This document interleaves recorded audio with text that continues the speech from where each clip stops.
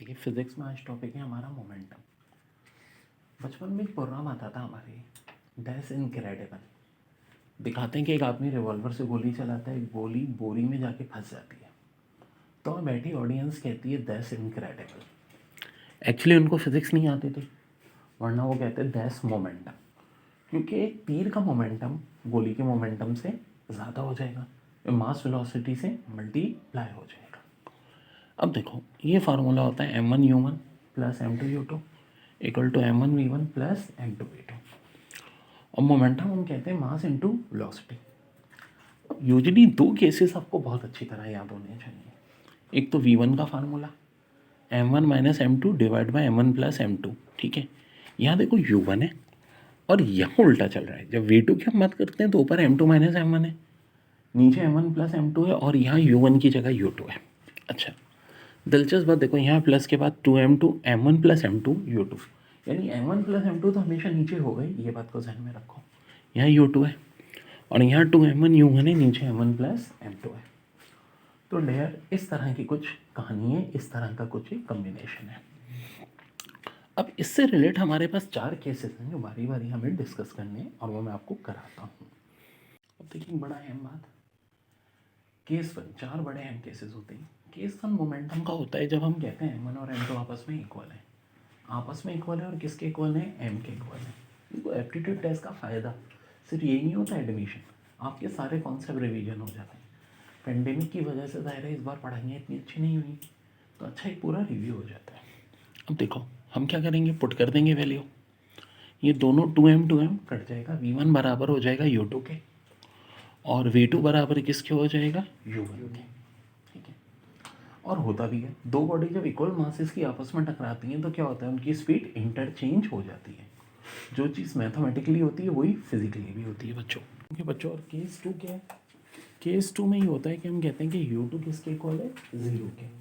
जब u2 0 के equal है तो बहुत आसान है, ये वाला सारा पार्ट ख़त्म हो जाएगा या ये वाला सारा पार्ट ख़त्म हो जाएगा।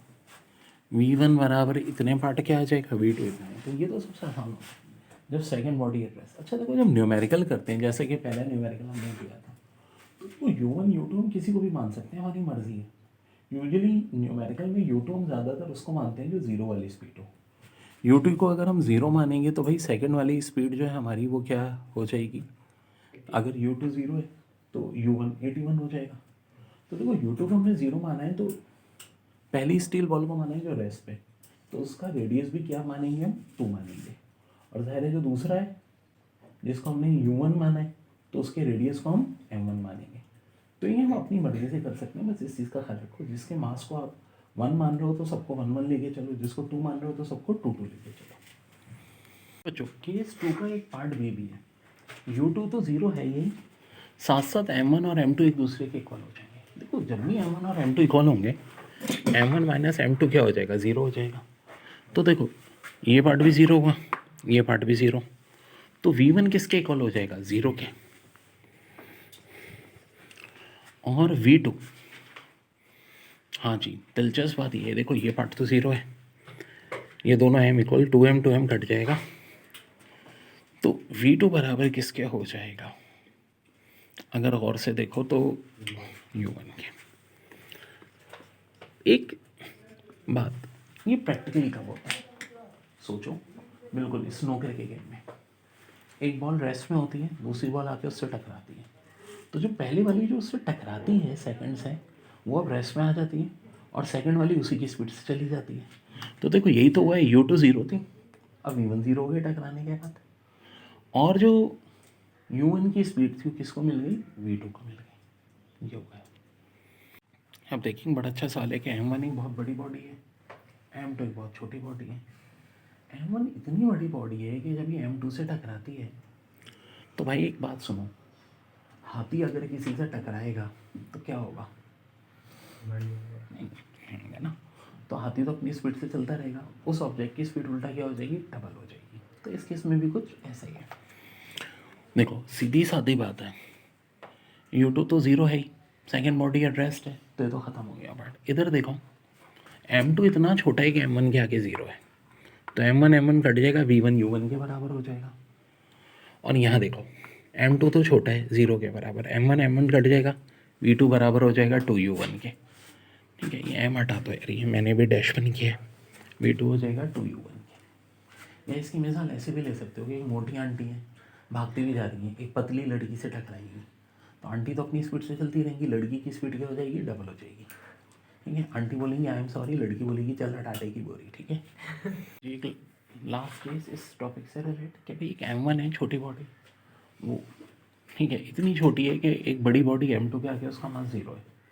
यानी आप हैं छोटे से, एक किंग कॉन्ग को टक्कर मारते हैं गॉडजिला को, तो क्या होगा भाई, गॉडजिला तो अपनी जगह पे ही रहेगा।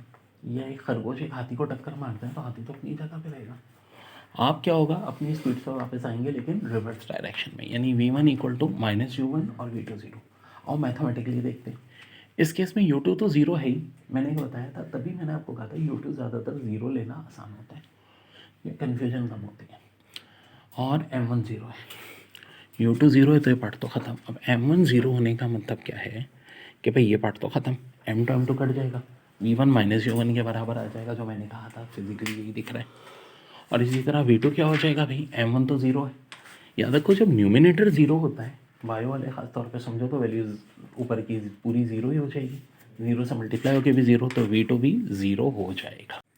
देखिए, steel ball of radius 2 centimetre is initially at rest on horizontal frictionless surface. It is struck head on by another steel ball of radius 4 centimeter traveling with velocity of 81 centimeter per second. The velocity of two ball after collision are, assume the collision to be elastic. तो देखो वही momentum का case है, ये हमारे पास V1 और V2 का formula है। अब चक्कर क्या है, एक बॉडी इन्होंने कह दी है रेस्ट पे जो 2 सेंटीमीटर है, जिसका रेडियस 2 सेंटीमीटर है, और एक कह दी है मूव वाली जिसकी स्पीड का रेडियस 4 सेंटीमीटर है। अब जो मूव वाली है ना, मैं इसको U1 का नाम दे देता हूँ, तो ये 81 हो जाएगा। आमतौर पर हम यही करते हैं, U2 स्टेशनरी ले लेते हैं, U2 0 हो जाएगा। तो M1 क्या हो जाएगा, 4 सेंटीमीटर। ये देखो ना, जो मूव कर रही है 81 से, उसका रेडियस कितना है, 4 है, और जो रेस्ट पे उसका रेडियस 2 है। ये फार्मूला लग जाएगा M1/M2 इक्वल टू R1³ जी हाँ, 4 का क्यूब डिवाइड बाय 2 का क्यूब। क्यों, मास डायरेक्टली प्रोपोर्शनल होता है रेडियस के क्यूब से, तो ये रिलेशन आ जाएगी। 4 का क्यूब होता है 64, 2 का क्यूब होता है 8। 64 को जब हम 8 से डिवाइड करेंगे 8:1 आ जाएगा। अब देखो 8:1 क्या आ रहा है, M1 और M2 का रेशो, तो M1 बराबर हो जाएगा 8M2 के। M1 अगर 8M2 है और U2 0 है, तो फिर हम क्या करेंगे, वैल्यू पुट कर देंगे। अब कहाँ पुट करेंगे बच्चों, यहाँ पुट करेंगे। M1 की जगह 8M2, जब यहाँ पुट करेंगे देखो U2 तो 0 है, ये पार्ट तो ख़त्म। यहाँ देखो 8M1 - M2, 8M2 + M2, ये देखो ना, M1 8M2 है, तो 8M2 में से M2 माइनस करो। यहाँ ज़रा करेक्शन करवा दूँ मैं, यहाँ आ जाएगा 7M2 और ये हो जाएगा 9M2। तो देखो 9M2 81 के टेबल से कटेगा, 7M2, M2 भी सारे कट जाएंगे ना, 7 × 9 63 सेंटीमीटर पर सेकेंड। और देखो V2 के लिए फार्मूला ये होता है। अब M1 चूँकि 8M2 है, 8 को 2 से मल्टीप्लाई कर दो 16M2, नीचे M1 + M2 है 9M2।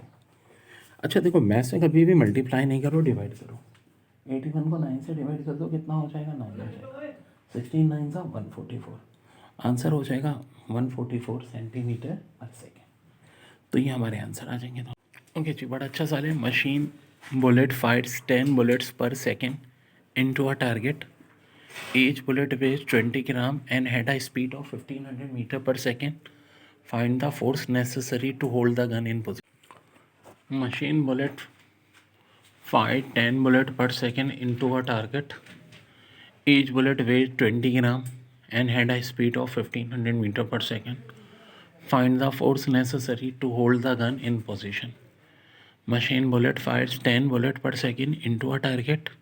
Each bullet weighed 20 gram and had a speed of 1500 meter per second. Find the force necessary to hold the gun in position. तो देखो ये फार्मूला होता है mNv/1000। मास जो है इसका कितना है, 20 ग्राम है, एन से मुराद नंबर ऑफ बुलेट 10 है, वेलोसिटी 1500 है, डिवाइड करेंगे 1000 से, सब कुछ सॉल्व करेंगे, फोर्स आ जाएगी जो कि कितनी आ रही है इस पर 300 न्यूटन आ रही है। यही हमारा आंसर है। बड़ा प्यारा सवाल है। 100 gram bullet is fire from 10 kg gun with speed of 1000 meter per second, what is speed of recoil of gun. तो फार्मूला होता है mass of bullet multiply by velocity of bullet equal to mass of gun multiply by velocity of gun. तो mass of bullet 100 ग्राम है, 1000 से divide कर देंगे, और velocity of bullet कितनी दी हुई है 1000, उससे मल्टीप्लाई भी कर देंगे। मास ऑफ गन है केजी में, तो 10 kg वेलोसिटी ऑफ गन चाहिए। तो देखो ये 1000 ये 1000 कैंसिल हो जाएगा, 100 को 10 से डिवाइड कर दो तो आंसर क्या हो जाएगा 10, और 10 क्या 10 मीटर पर सेकेंड। देखो बच्चों बड़ा अच्छा सा है। Cricket ball of mass 150 gram is moving with a velocity 12 metre per second and is hit by a bat so that ball is turned back with velocity of 20 meter per second. The force of below acts for 0.01 second on the ball. The average force exerted by the bat on the ball. Average force बराबर किसकी होती है mass into velocity divide by time.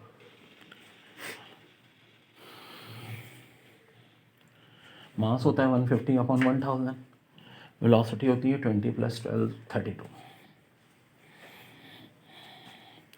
और देखो ये सब कुछ होगा, इसको जब पूरे को सॉल्व करोगे फाइनल आंसर आ जाएगा 480 न्यूटन।